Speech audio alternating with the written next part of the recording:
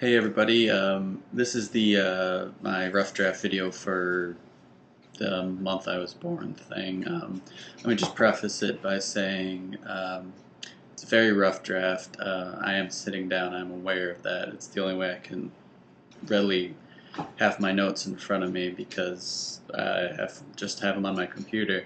Um, as far as critiques and stuff go, I know obviously I'm sitting down and I'm going to be reading off of something, but yeah, content wise, anything you guys think I should improve on, add in, etc., etc.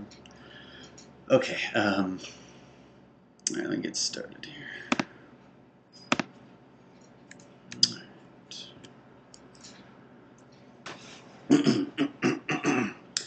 Today, I will be speaking about the most important day of my life and the month and year it was located in. I was born October 16th, 1991, not necessarily a date that will live in infamy, but there were a few important and notable things that occurred that month. But first, many things have come and gone since then. The world has changed, and many of the technologies we take for granted today were once just a concept or wild idea back then. Some obsolete techs that are no longer in widespread use include cassette tapes, CDs, VCRs, and tube TVs. A handful of new countries have also risen in the 22 years since October 1991. For example, with the fall and subsequent fragmentation of the former USSR, many of its countries claimed independence. The Czech Republic and Slovakia both became independent nations after the dissolution of Czechoslovakia in 1991. Yugoslavia dissolved in the 90s, leading to 5 new countries, including Croatia, Macedonia, and Slovenia, which declared independence in 1991 as well. And last but not least, Eritrea declared independence from Ethiopia in 1993, but these are just a few examples as there were something like 34 new countries created in the time span. We've also seen 4 different presidents since October 1991. George Herbert Walker Bush ended his 4-year term in 1993. His presidency was punctuated by a couple of things: the collapse of the Soviet Union, Gulf War, military action in Panama, as well as the phrase "no new taxes," which still goes on today, I'm pretty sure. Republicans vowing to never raise taxes, etc., etc. Bill Clinton served 2 terms from 93 to 2001. He was known for his progressive ideology, the North American Free Trade Agreement, and also the Lewinsky scandal and his impeachment process and everything like that. George W. Bush served from 2001 to 2009. He was just recent right before Obama. 9/11, the Iraq War, Operation Enduring Freedom, and the beginning of that big recession. Barack Obama, current president, he's in his 2nd term, been elected since 2009. Critics still out on him, known for the continuing war in the Middle East, being the first African American president, etc., etc. Not going to really say a whole lot about him because he hasn't really finished his presidency yet, so it's kind of hard to judge. While there were no major occurrences, major, cool, interesting occurrences during the month of October 1991, there were some important, albeit lesser known events. This next segment is called A Month of Disasters, and you will see why shortly. On October 16th, 1991, which is my birthday, disturbingly enough, 35-year-old George Hennard crashed his pickup truck into Luby's Cafe in Killeen, Texas. He then proceeded to viciously kill 23 innocent patrons with a handgun. 24 others were injured, 20 by gunshots, but managed to escape relatively unscathed. In the ensuing gunfight with the police, Hennard was hit by police gunfire and then proceeded to take his own life. No one knows for sure why this man would commit such a heinous crime, but it seemed like he had an intense hatred for women, indicated by some of the things he said during the crime, and the fact that most of the victims were female. What initially started as a small brush fire on the night of the 20th quickly turned into a fight for life in what is now known as the Oakland Hills firestorm. The fire quickly spiraled out of control, with factors such as arid nature of the area and strong winds quickly overwhelming the local firefighting capabilities. The fire moved through neighborhoods, engulfing house after house. destroying roughly 3,500 houses after all was said and done, and leaving 25 dead in its wake.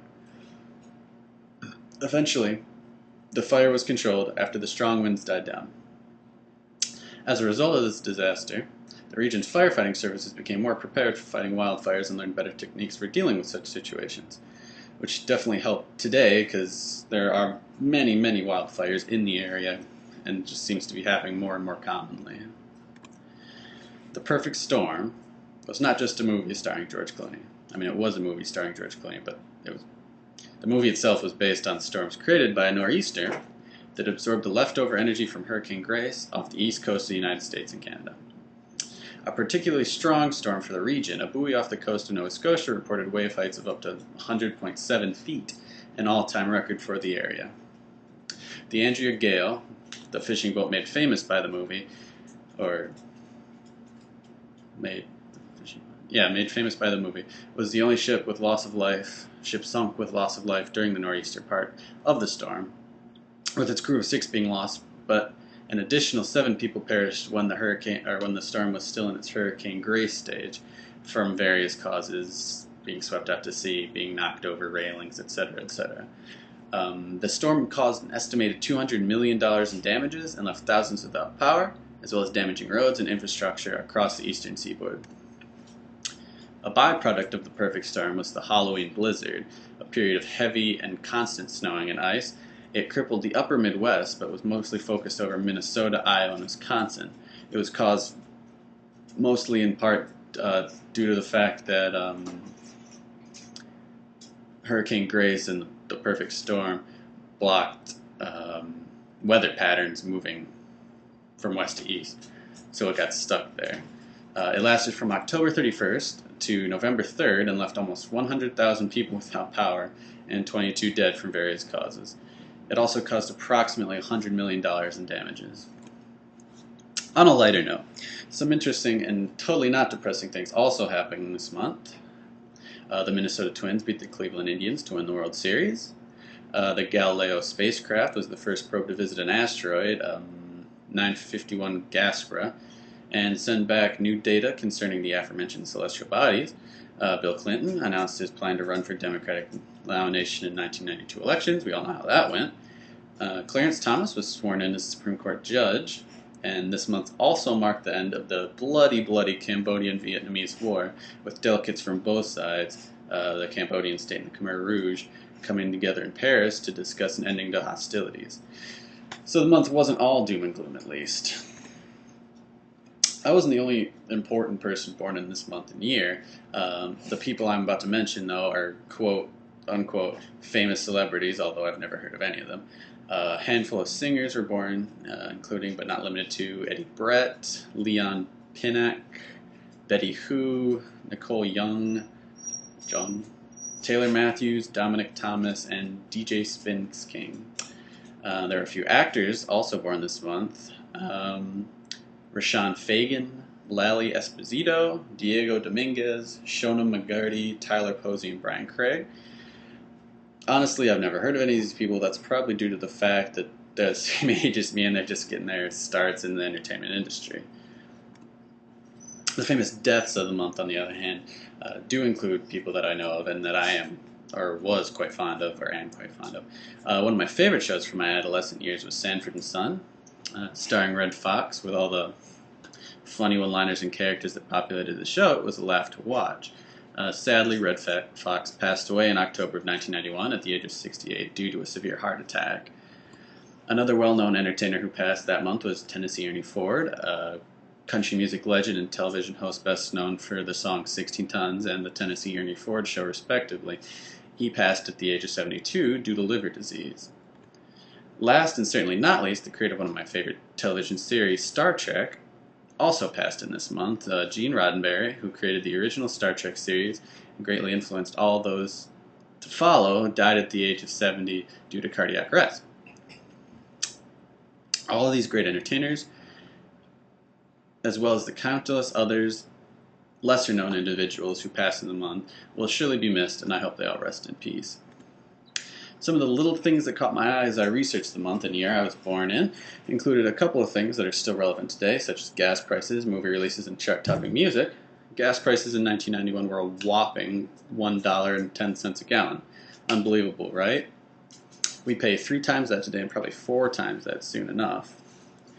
Topping the charts for the first half of October was Mariah Carey's Emotions, which was at #1 for 3 weeks.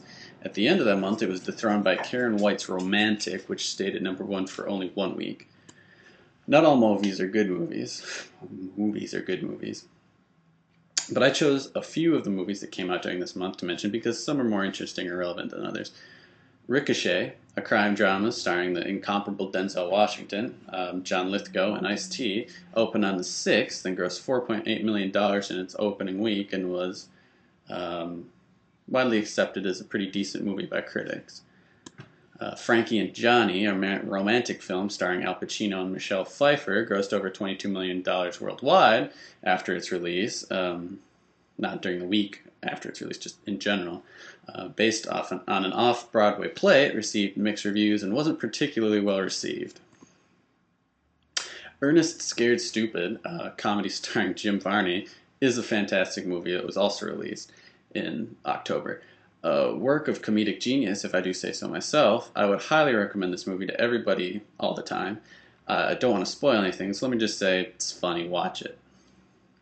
Another comedy, if you can call it that, is Curly Sue, starring the less famous and some might argue less funny brother of John Belushi, Jim. Critically, panned by most critics, it was found to be a mostly sentimental filler and ended up being quite a big flop. In conclusion, a lot of things happened in the month of October in the year 1991, and many things have happened since. Some good things, some bad things. Arguably the best thing happened to me that month. I was born. But some people face nothing but tragedy. I have been on this earth for 22 years, 23 to come this October, and the world is always changing. But the more things change, the more they stay the same. Fads come and go, but there will always be fads. Stars die and new stars are born. It's the constant cyclical nature of the universe, and personally, I'm glad I'm along for the ride.